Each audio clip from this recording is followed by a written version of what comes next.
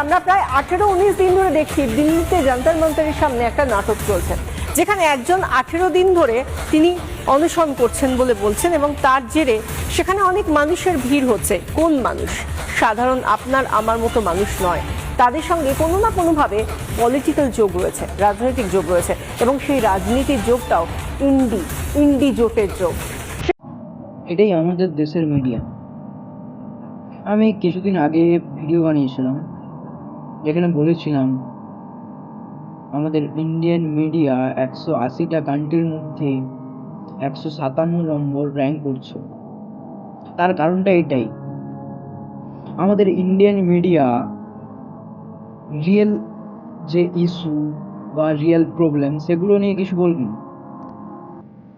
এই যে আজ সোনাম ওয়াংচুক স্যার প্রোটেস্ট করছেন, হাঙ্গার স্ট্রাইক করছেন, এটাকে তারা বলছে চীনের সাথে এটা যুক্ত।